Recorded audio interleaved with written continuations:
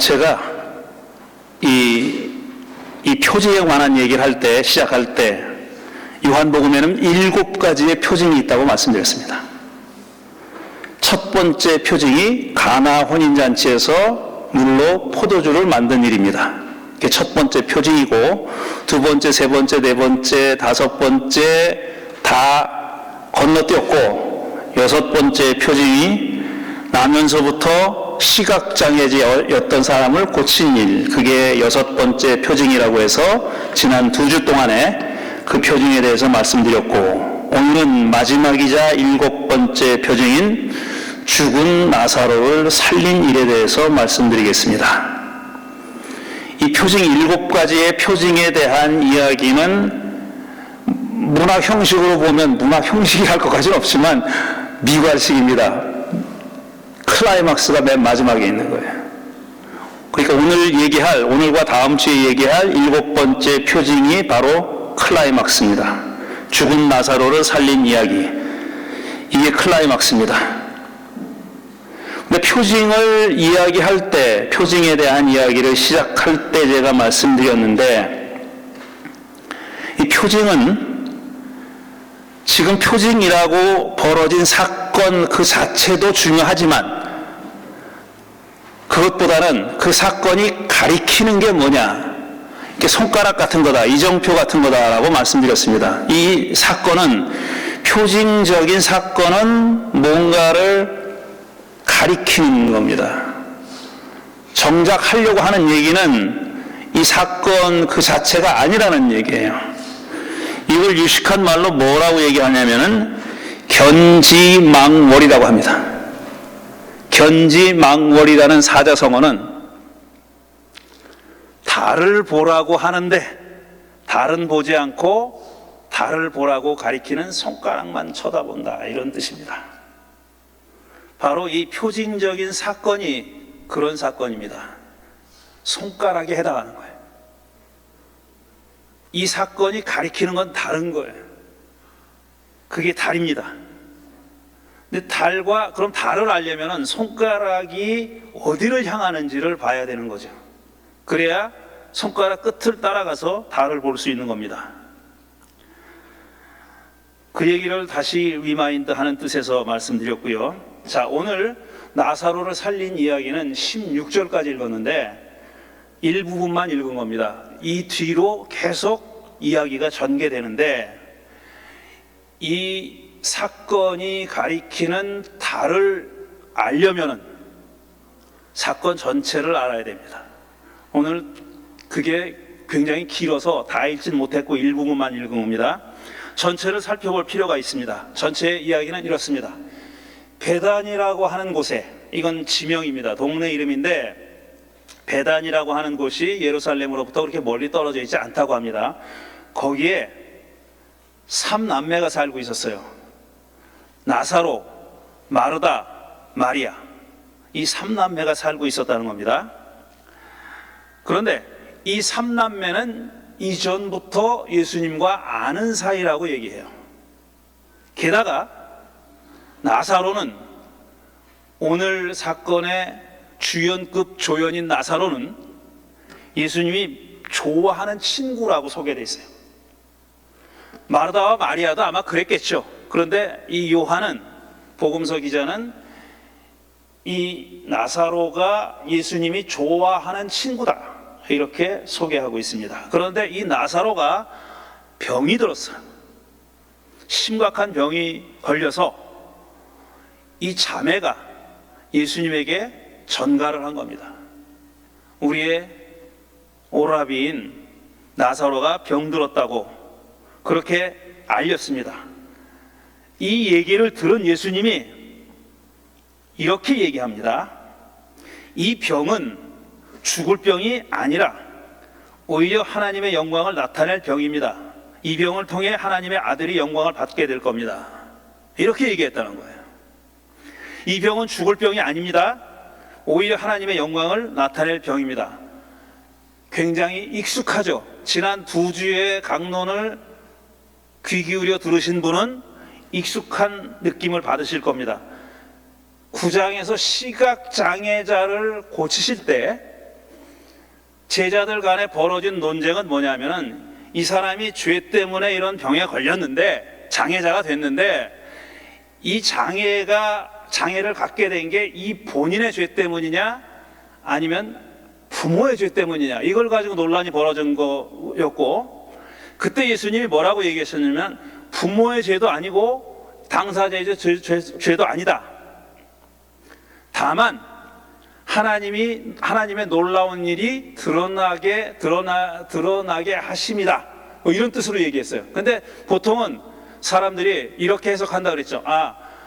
이 사람이 병에 걸린 것은, 그러니까 장애자로 태어난 것은 하나님이 당신이 얼마나 놀라운 일을 하실 수 있는지를 보여주려고 그런 목적으로 병에 걸린 거다, 이렇게 이해하면 안 된다고 말씀드렸어요. 기억하시죠? 결과적으로 그렇게 될 거다, 이런 뜻이에요. 그게 원인이 아니라, 이유가 아니라, 하나님의 영광, 하나님이 놀라운 일을 보여주는 게 목적이 아니라, 그런 목적으로 이 사람이 병 걸린 게 아니라, 장애인이 된 게 아니라, 이 사람이 장애인이 된 거는 부모의 죄도 아니고 이 사람의 죄도 아니고 그 누구의 죄도 아니다는 거예요. 다만 이제부터 벌어질 일이 중요하다는 얘기입니다. 이제부터 하나님의 놀라운 일이 벌어질 거다라고 얘기하시는 거예요. 과거로 거슬러 올라가는 게 아니라 지금 현재와 미래로 시선을 돌려놓는 그런 얘기라고 말씀드렸습니다. 기억하셨기를 바랍니다. 똑같은 얘기를 지금 하고 있는 거예요. 오히려 이 병은 죽을 병이 아니다. 오히려 하나님의 영광을 나타낼 병이다. 결과적으로 나사로를 통해서 하나님의 영광이 드러날 것이다, 이런 뜻이에요. 하나님의 영광을 드러내려고 이 사람이 병 걸린 게 아니라, 내가 이렇게 똑같은 얘기 반복하지 오해하실까봐 아니라는 거예요. 그게 아니라는 거예요. 그런데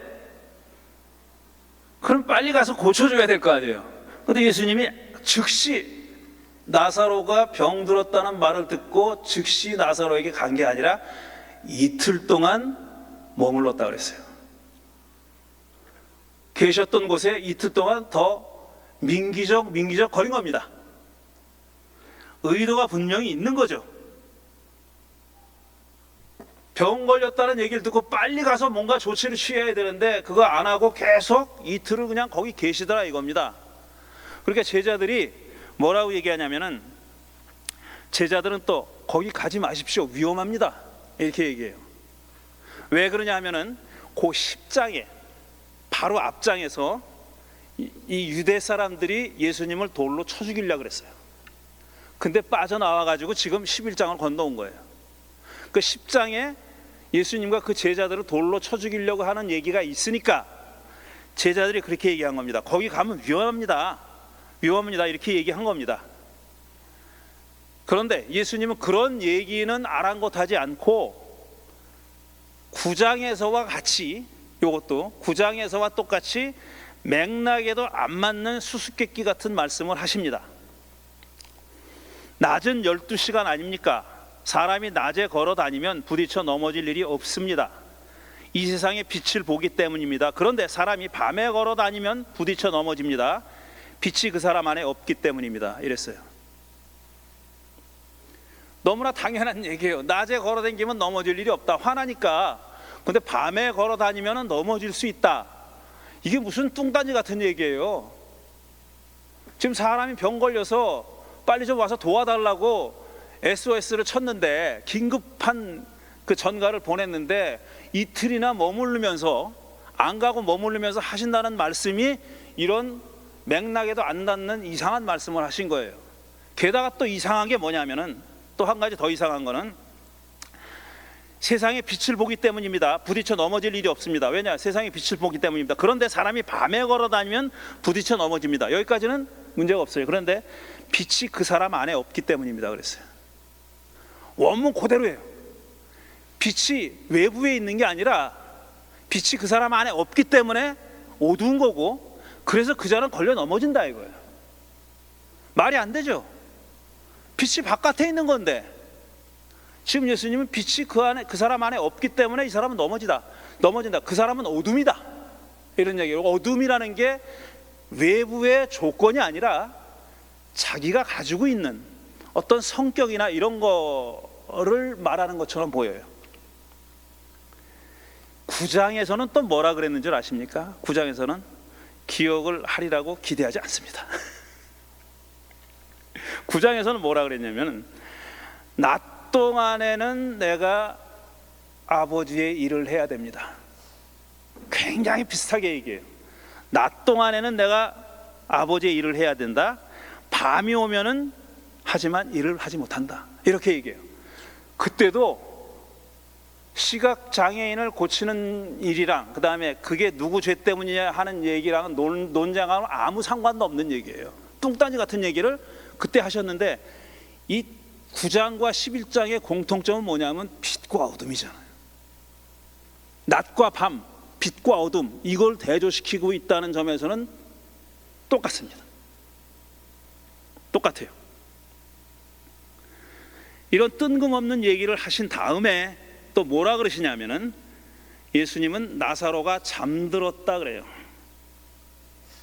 병 걸렸다 그랬는데, 병 걸렸으니까 빨리 와서 어떻게 해주십시오 했는데, 예수님 나사로가 잠들었으니 당신이 가서 지금 깨우겠다 이렇게 얘기해요.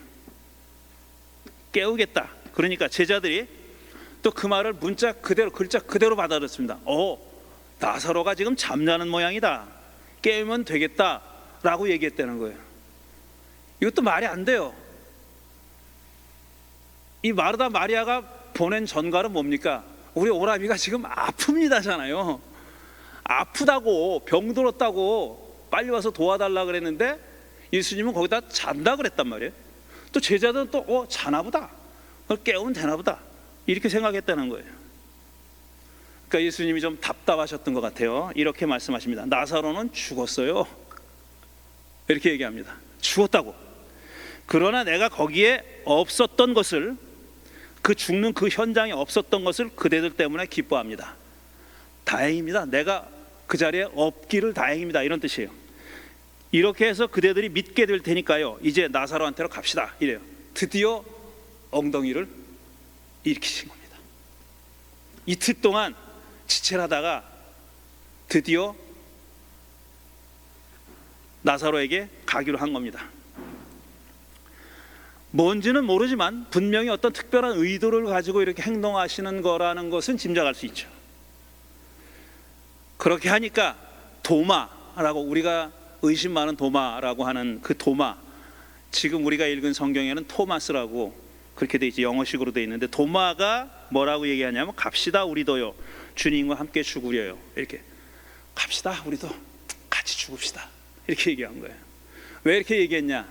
10장에서 유대 사람들이 예수님을 죽이려고 했다는 얘기가 나오잖아요.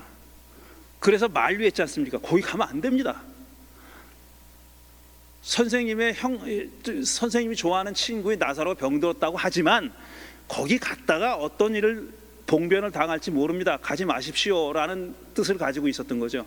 근데 예수님이 간다 그러니까 에휴, 가서 같이 죽읍시다. 자포자기한 건지 아니면 좀 비꼬는 건지 어쨌든 이런 말을 한 겁니다. 자, 드디어 예수님 일행이 베다니에 당도했어요. 그때는 이미 나사로가 죽어서 무덤에 묻힌 지 나흘이 지났다 그랬어요. 그러니 이미 예수님이 전갈을 받았을 때는 죽었을지도 몰라요. 이틀을 머물다가 움직였는데 나흘이 됐다 그랬으니까요. 죽은 지 나흘이 됐을 때 이제 동네 사람들이 이 자매를 위로하러 와 있었다고 했습니다. 자, 이때 예수님이 오신다는 소식을 마르다가 들었어요. 언니인 마르다가 듣고 아마 우리식으로 하면 버선발로 뛰어나갔겠죠. 그래서 이렇게 얘기합니다. 주님이 여기 계셨더라면 제 형제, 그러니까 나사로가 죽지 않았을 겁니다. 그러나 지금도 알고 있습니다.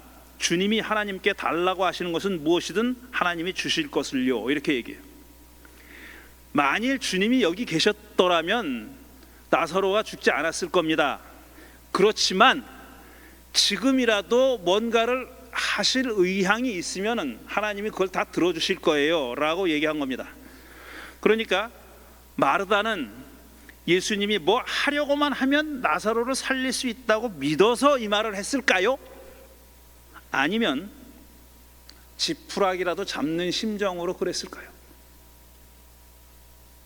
저는 후자일 거라고 생각해요.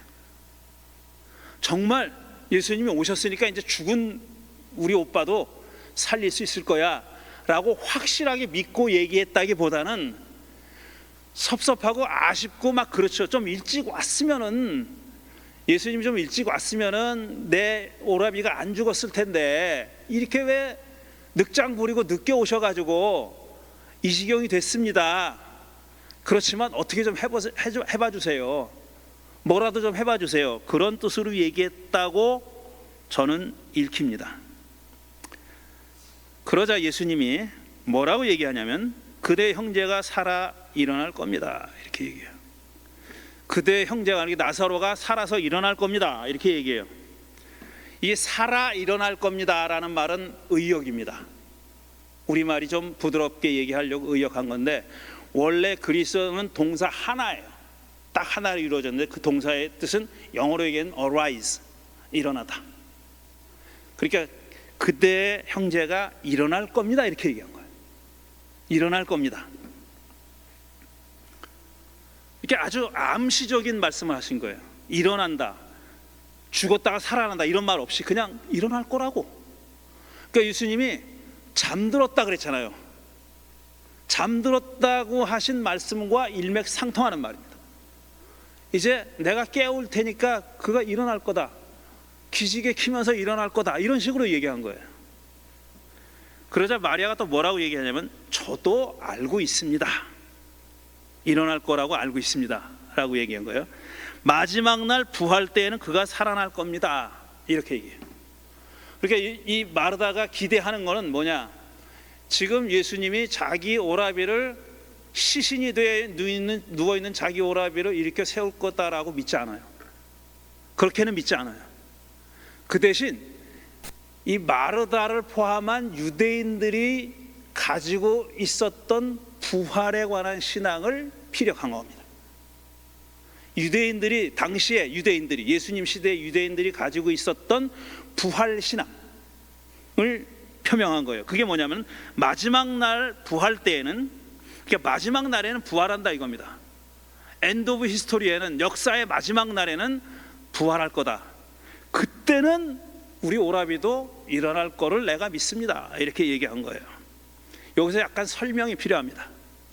부활에 관한, 유대인들은 부활에 관해서 어떤 신앙을 가지고 있었는지 하는 것을 약간 설명할 필요가 있습니다. 이거 긴 얘기인데 아주 요약하면은, 자, 구약 성서를 보면 부활에 관한 이야기가 거의 없습니다. 그러니까 구약, 이렇게 얘기해도 틀린 말이 아니에요. 구약은 부활 신앙이 없어요. 구약은 사람이 죽으면 끝이라고 생각해요. 그리고 죽으면 어딘가로 가요. 그럼 거기 머물러 있는 거예요. 다시 살아온다거나 부활한다거나 이런 생각이 없습니다. 구약성서 시대의 가장 후기, 그러니까 기원 전 한 2세기나 3세기 경에는 쓰여진 구약성서의 책에는 그런 신앙이 약간 보여요. 그게 다니엘서예요. 다니엘서는 구약성경 중에 제일 마지막에 쓰인 책입니다. 우리가 갖고 있는 구약성서는 맨 마지막에 말라기가 있잖아요. 말라기보다 더 나중에 쓰여진 책이 다니엘서예요. 다니엘서에는 부활에 관한 이 언급이 신앙의 약간 맹아 같은 이야기가 들어있어요. 근데 그 이전에는 부활에 대한 얘기가 거의 없습니다. 거의 없어요. 그러니까 구약 성서는 부활 신앙이 없다라고 얘기해도 틀린 말이 아니에요. 그럼 이게 어디서 생겼느냐? 구약이 끝나고 신약이 시작되기 전에 한 200년 동안을 중간 시대라고 얘기합니다. 중간 시대. 구약과 신약의 중간 시대. 그 중간 시대에 싹 터서 발전한 신앙이에요. 근데 왜 그럼 유대 사람들이, 이스라엘 사람들이 구약 신앙을 갖게 됐느냐 하면은, 이자들이 오랫동안 식민지 생활했잖아요. 처음에 아시리아, 바벨론, 페르시아, 그 다음에 그리스, 로마로 넘어오면서 수백 년 동안, 거의 1000년 동안, 1000년은 아니고 1000년까지는 안 가네, 한 500~600명 이상 식민지 생활했어요. 우리나라가 오늘 3.1절인데 35년, 36년 식민지 생활한 거랑 비교가 안 됩니다. 근데 이 사람들이 그럼 식민지에 그냥 만족하고 포기하고 살았던 것이 아니에요. 이 사람들도 우리 결에 못지않게 이 제국에 저항하는 그런 독립전쟁을 무수히 많이 벌였습니다. 그게 또 예수님 살아계셨던 그 시대 어간에 그 전후에 엄청나게 많은 독립 항쟁이 벌어졌어요. 근데 그 이전에도 오랫동안 그런 항쟁을 벌였습니다. 근데 이 사람들 신앙은 어떠냐? 우리가 하나님의 선택받은 백성인데 이렇게 식민지를 사는 것 자체가 이 사람들은 불합리한 거예요. 야, 우리가 왜 선민이 왜 이렇게 살아야 돼? 이렇게 생각하고 있었어요. 안 믿어지는 거예요. 뭔가 이유를 찾아야 됐어. 아, 우리 잘못이다. 이거는 우리 잘못이다. 이렇게 생각한 거예요. 우리가 하나님의 계명을 잘 지키지 못했기 때문에 이런 나락에 빠진 거다, 나락에 떨어진 거다, 이렇게 생각했습니다. 대체로 그런 생각을 했고, 많이 그걸 이겨내느라고 독립전쟁을 하고 저항을 하고 해방전쟁을 했는데 워낙에 제국의 힘이 센 거예요. 그러니까 다 실패하고 그런 의인들이 선민인 자기들의 해방을 위해서 애쓴 그 영웅들이 죽어가는 것을 보면서 이건 안 된다. 이건 정의가 아니다. 에서부터 부활신앙이 생긴 거예요. 지금은 우리가 죽지만, 이렇게 억울하게 죽지만 하나님의 정의는 살아있다. 마지막 날이 오면, 마지막 때가 오면 이 의로운 사람들을 하나님이 다시 일으켜 세우실 거다. 부활시키실 것이다. 이거예요. 지금 마르다가 표현하고 있는 신앙은 이런 신앙입니다. 그러니까 부활이 많은 사람들이 얘기하는 것처럼, 많은 기독교인들이 생각하는 것처럼 우리가 예수 잘 믿으면은, 예수 잘 믿고 죽으면은 하나님이 영생을 주고 당연히 우리는 다시 살아날 거야. 이게 아니에요. 모든 사람들이 그렇게 살아난다고 믿지 않았어요. 이 부활하는 사람들은 다 그런 의로운 사람들이 부활한다고 믿었습니다. 그러니까 마르다는 자기 오라비도 그렇게 될 거라고 믿은 거예요. 그렇지만 예수님의 생각은 완전히 다릅니다. 철저하게 달라요. 그 당시 예수님도 유대 사람 중에 하나지만 유대 사람들이 믿었던 부활신앙과는 전혀 다른 얘기를 하세요. 뭐라고 얘기하냐면 나야말로 부활이요 생명입니다 그래요. 나야말로 에고 에이미 I am, 나야말로, 이거는 하나님이 자신을 얘기할 때 쓰는 말이에요. 그렇게 하나님처럼 얘기하는 거예요. 나는 하나님이라고 얘기하는 거예요. 나야말로 부활이요 생명입니다. 나를 믿는 사람은 죽어도 살 겁니다. 살아서 나를 믿는 사람은 절대로 영원히 죽지 않을 겁니다. 그대가 이것을 믿나요? 이렇게 물어봐요. 그러니까 마지막 날에 가서 부활하는 거 그거 아니고, 나를 믿는 사람은 죽어도 살고 살아서 나를 믿는 사람은 영원히 죽지 않을 거다. 여기서 느끼는 바가 있어야 돼요. 아, 이거 생물학적 죽음을 얘기하는 게 아니로구나. 어떻게 예수를 믿는다고 해서, 예수를 하나님으로 믿는다고 해서 에고 에임이 믿는다고 해가지고 그 사람이 100살, 200살, 1000살 산다는 얘기인가? 아니잖아요. 그런 얘기가. 예수님 그런 얘기하는 게 아니에요. 그러니까 부활이라는 것을 그런 생물학적 죽음과 연관시켜서 얘기하지 않는 겁니다. 전혀 다른 얘기를 하는 겁니다. 그걸 믿냐고 그렇게 물었죠. 그러니까 마르다가 뭐라고 얘기하냐면, 그럼요 주님, 저 자신은 믿어왔습니다. 또 믿어왔대. 또 그거를 믿어왔대요. 주님이야말로 그리스도 하나님의 아들 곧 세상에 오실 분입니다. 이렇게 얘기해요. 저는 믿어왔습니다. 뭘 믿었느냐? 마르다가 얘기하는 건 주님이 바로 그리스도라는 걸 믿었습니다. 이건 좋게 아주 나쁘게 얘기하면 동문서답이고, 지금 예수님이 얘기한 건 당신 살아서 나를 믿는 사람은 죽지 않을 거고 죽어도 살 거다. 그걸 믿느냐라고 물어봤잖아요. 질문은 그거예요. 그러니까 지금 우리식으로 얘기하면, 현대식으로 지금 부활의 삶을 사는 걸 믿느냐 이렇게 물어본 겁니다. 이렇게 표현 안 했지만 예수님은 죽은 다음에 부활, 마지막 날에 다 의인이 일어나는 부활, 이거 얘기하는 게 아니라 지금 부활의 삶을 살 수 있느냐를 물은 거예요. 그런데 이 마르다는 거기에 아주 나쁘게 얘기하면 동문서답이고, 좀 더 좋게 얘기하면 그걸 가져오실 분 당신은 바로 그리스도입니다 라고 얘기한 겁니다. 그러니까 핀트가 딱 맞는 대답은 아닌 거예요. 뭐 정신이 없었으니까 이렇게 대답했겠죠. 또 이제 마르다가 마리아 동생을 불러옵니다. 동생을 불러와가지고 뭐 하는 얘기가 쭉 나와요. 그러다가 이제 어떤 얘기가 나오면 요거 하나만 얘기할게요. 이 사람들이 다 막 위로하느라고 또 울어요. 이 나사로가 죽은 것에 대해서 슬퍼하고 우니까 그 모습을 보고 예수님이 속으로 화가 치밀어 흥분하셨다 그랬어요. 우리가 읽은 새한글 번역은 이렇게 번역했어요. 새한글 성경은 화가 치밀어 흥분하셨다 이렇게 번역했어요. 근데 맥락이 좀 맞질 않아요. 왜 화를 내지? 사람들이 막 우니까 슬퍼하니까 화를 냈다 그랬는데 왜 화를 내지? 근데 새한글 성경에 풋노트를 보면, 각주를 보면 뭐라고 붙여놨냐면 이렇게 번역해놓고, 이거 번역한 사람 비판하면 안 되는데 열심히 번역한 건데, 근데 조금 저는 핀트가 좀 안 맞는다고 생각해요. 이게 뭐라고 풋노트를 붙여놨냐면, 이건 왜 예수님이 화를 내냐면 죽음의 세력에 대해서 분노한 거다 이렇게 풋노트를 붙여놨어요. 근데 다른 우리말 성경들, 가장 최근에 나온 새한글 성경 말고 다른 우리말 성경 뭐라고 번역했냐면은 심령의 통분이 여기시고 민망히 여기셨다, 개역 성경 옛날 번역 이렇게 번역했고요. 마음이 비통하여 괴로워하셨다, 표준세 번역, 새 번역은 이렇게 번역했어요. 그 다음에 비통한 마음이 북받쳐 올랐다, 공동 번역 성경은 비통한 마음이 북받쳐 올랐다, 마음이 북받치고 산란해지셨다, 가톨릭 성경은 이렇게 번역했습니다. 그러면 원문 어떻게 되어 있냐면 타라소라는 그리스 말을 썼어요. 근데 이 말이 뭐냐, to trouble이에요. 그러니까 근심하고 괴로워하는 거예요. 화를 냈다기보다는 근심하고 그러니까 비통한 마음, 슬픈 마음, 이런 표현을 한 겁니다. 그렇게 그런 심정을 예수님이 느꼈다라고 얘기합니다. 이게 33절에 나오는 얘기인데 38절에도 똑같은 단어가 나옵니다. 그렇게 하신 다음에, 이렇게 괴로워하신 다음에 나사로를 어디 뒀냐고 물어봅니다. 그러니까 무덤으로 안 냈죠, 사람들이. 예수님이 거기서 또 자신이 울었다 그래요. 요한복음은 예수님 자신이 무덤 앞에 서서 울었다고 얘기합니다.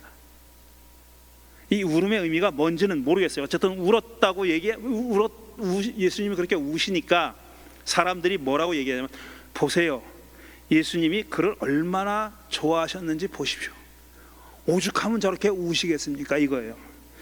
시각장애인의 눈을 열어주신 이분이 이 사람도 죽지 않도록 해주실 수는 없었던 걸까요? 라면서 안타까워했다는 겁니다. 보던 사람들이. 그러자 예수님은 무덤을 막고 있는, 동굴처럼 되어 있는 무덤을 막고 있는 돌을 치우라고 하신 다음에 그 앞에 서셨어요. 그랬더니 마르다가 뭐라고 얘기하냐면, 벌써 나흘이나 돼가지고 냄새가 납니다 이렇게 얘기해요. 냄새 난다고, 그렇게 하지 말라고 그렇게 얘기하신 거죠. 그러니까 예수님이 다시 한번 마르다에게 마치 다그치듯이 질문합니다. 그대에게 말하지 않았나요? 믿으면 하나님의 영광을 볼 거라고. 그러니까 마르다가 앞에 얘기한 거는 다급하니까 한 얘기예요. 다급하니까 내가 믿습니다 뭐 이런 거는 정말 뭐라도 해주시기를 기대하고 한 얘기지, 어떤 확고한 믿음을 예수님이 지금 말씀하시고자 하는, 보여주시고자 하는 그것을 믿었기 때문에 한 얘기가 아니에요. 사실 그렇다고 마르다를 뭐라고 할 수도 없어요. 그걸 어떻게 믿겠어요? 전혀 새로운 미지와의 조우인데, 전혀 모르던 것과 만나는 건데 그걸 금방 어떻게 믿겠냐고요. 그러니까 이렇게 얘기한 거예요. 썩어서 냄새가 납니다. 그러니까 예수님이 다그치듯이, 아니 당신 믿는다 그러지 않았느냐고 그렇게 말씀하신 거예요. 사람들이 돌을 치웁니다. 그러자 예수님이 기도처럼 이렇게 말씀하세요. 아버지, 내 말을 들어주셔서 감사합니다. 나 자신은 알았습니다. 아버지께서는 늘 내 말을 들어주신다는 것을. 하지만 둘러서 있는 무리 때문에 말씀드린 겁니다. 아버지께서 친히 나를 보내신 것을 그들이 믿도록 하려고요 라고 기도를 하신 후에 큰 소리로 외칩니다. 나사로요, 이리 나오세요. 밖으로 나오세요 하고 외치니까 죽은 나사로가 손발은 천으로 감싸인 채로, 얼굴은 수건으로 둘러 감긴 채로 비틀거리며 걸어 나왔다는 겁니다. 그러자 예수님이 그를 풀어주어 가게 하십시오 라고 얘기해요. 뭘 풀어주냐? 수건과 붕대를 풀어주라는 얘기 있죠. 천을 풀어주라는 얘기 있죠. 이것도 굉장히 중의적인 뜻을 가지고 있는 말입니다. 풀어줘서 가게 하라고 그렇게 얘기합니다. 여기서 나사로 살린 이야기는 끝나요. 그런데 11장은 끝나지 않습니다. 그 다음에 이야기가 이어지는데, 시각장애인을 고쳐준 이야기에서도 이 바리새파 사람들이 이 시각장애인을 찾아가서 따지잖아요. 그리고 부모를 또 찾아가서 따지죠. 기억나시죠? 기억나시길 바랍니다. 여기도 똑같아요. 대제사장들과 바리새파 사람들이 이 예수님이 나사로를 살리셨다는 얘기를 듣고 이자를 죽여야 되겠다 이렇게 작정합니다. 죽여야 되겠다 그래요. 뭐라고 얘기하냐면, 예수가 징표를 많이 해 보이고 있으니 그를 내버려 두면 안 되겠다. 그를 믿는 사람들이 늘어날 것이고, 그렇게 되면 로마 사람들이 와서 이 성전과 민족을 아예 말살해 버릴지도 모르겠다. 이걸 걱정했다는 거예요. 그래서 그 해에 대제사장인 가야바는 이렇게 얘기합니다. 아주 역사에 길이 남을 말을 하죠. 이자가 뭐라고 얘기하냐면, 여러분은요 아무것도 알지 못하고 계십니다.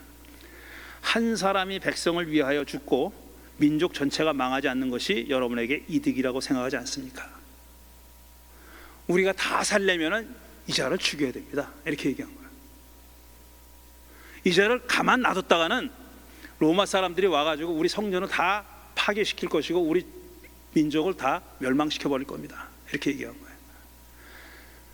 후대의 기독교인들은 이 가야바의 말을 달리 해석해서 예수님이 모든 사람들의 죄를 위해서 죽었다 이렇게 해석합니다. 근데 가야바가 이 말을 했을 때는 그런 뜻으로 얘기한 게 아닙니다. 자기들이 살겠다고 이자를 죽여야 되겠다고 얘기한 거예요. 자, 10장에 예수님을 돌로 쳐 죽이려고 했다는 얘기가 들어있다고 얘기했어요. 그 얘기를 읽진 않았지만, 그러니까 이 사람들이, 제자들이 거기로 가는 걸 꺼려 했다고. 도마는 아유 가서 죽자, 같이 죽자 그렇게 얘기했다고 말했잖아요. 그렇게 말한 이유가, 또 거길 가는 걸 꺼려 했던 이유는 10장에서 사람들이 예수를 죽이려고 했기 때문이에요. 그런데 나사로를 살리고 나서 그 다음에 이야기가, 제사장들과 바리새파 사람들이 예수를 죽여야겠다고 얘기하는 거예요. 이야기가 샌드위치 구조로 되어 있어요. 예수를 죽이겠다는 10장, 그 다음에 예수를 죽이겠다는 11장 후반부, 그 중간에 예수가 나사로를 살린 이야기가 들어있습니다. 죽음과 죽음 사이에 예수님이 살린 이야기가 들어있는 거예요. 이야기의 구조가 이렇게 되어 있어요. 이건 구조 자체가 말하는 바가 있는 겁니다. 제가 오래전에 읽어서 기억도 안 나고 제목, 저자 다 기억이 안 나는데, 제가 한 소설을 읽었는데 이 소설은 이런 내용입니다. 이 나사로를 살린 이야기를 가지고 쓴 소설인데, 무슨 동유럽 사람인 것 같아요. 이름이 생각이 안 나고 집에 찾아봐도 책이 없더라고요. 먼저 버렸나 봐.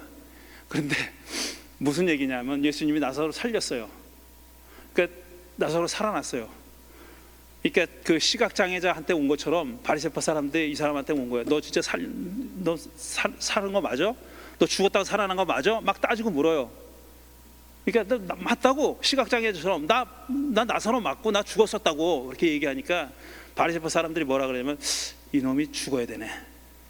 우리의 교리를 수호하기 위해서는 죽었다 살아난 놈이 있으면 안 되는 거예요. 또 죽여. 거기서 또 죽였는데 예수님이 가서 또 살려. 그 서너 번 반복합니다. 서너 번 반복해요. 그래서 이 나사로는 죽었다 살았다 그래요. 그게 얼마나 괴로워 그게. 그러니까 제 기억에는 나사로가 예수님한테 나 좀 살려주지 마십시오라고 얘기하는 걸로 끝나는 그런 소설이 있어요. 근데 제가 이 제목이 뭔지 찾아보려고 뭐 인터넷 찾아보고 막 그랬어요. 근데 결국 못 찾았는데, 덕분에 얻은 수학이 또 있습니다. 이 이야기를 가지고 여러 사람이 소설을 썼더라고요. 어떤 작가는 나사로의 시각에서 소설을 쓴 사람도 있고, 어떤 사람은 또 마르다의 시각에서 소설을 쓴 그런 작품도 있어요. 그리고 제일 재미있는 건 또 뭐냐면은 이거예요. 예수님이 죽었다 살린 사람이 서너 명 됩니다. 그 중에 왕의 신하였던 아들을 살린 이야기도 있고, 그 다음에 회당장 야이로의 딸을 살린 이야기도 있고, 나인성 과부의 아들을 살린 이야기도 있어요. 그러니까 적어도 4개가 있어요, 나사로까지. 그러니까 나사로를 살린 이 현장에 이 3사람이 다 왔다는 거예요. 나만 웃네. 그 야이로와 야이로의 딸도 오고 회당 뭐 다 왔다는 거예요. 어떻게 되나 보려고 왔다는 그런 소설도 있다는 얘기를 들었습니다. 그만큼 이 이야기는 영감을 주는 이야기예요. 이 크리스찬 작가들뿐 아니라 일반 작가들한테도 굉장히 영감을 주는 이야기예요. 그러면은 제 질문은 이겁니다. 이 사람들은 왜 여기서 영감을 받았을까? 제가 읽었는데 기억하지 못하는 사람을 포함해 가지고 이 여러 작가들은 왜 나사로를 살린 이야기에서 영감을 받고 작품을 썼을까?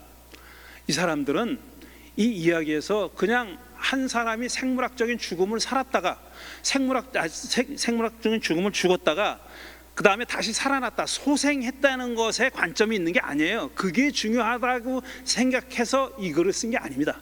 소설을 쓴 게 아니에요. 이 사람들은 눈치챈 거예요. 아, 이게 표징이다.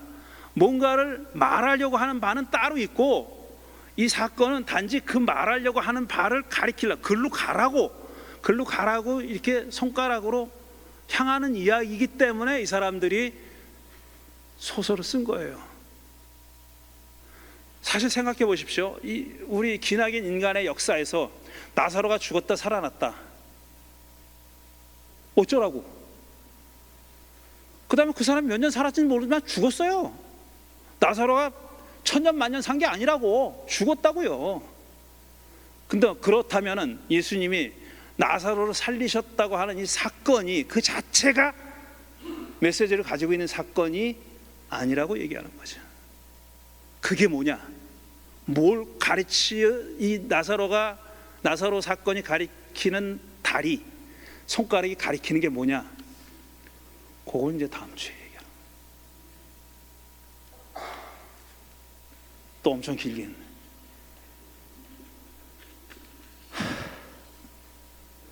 낮과 밤, 빛과 어둠, 이게 키워드입니다. 이 이야기의 키워드는 그거예요. 낮과 밤, 빛과 어둠, 그겁니다. 다음 주에 계속 하겠습니다. 잠깐 묵상하는 시간 갖겠습니다.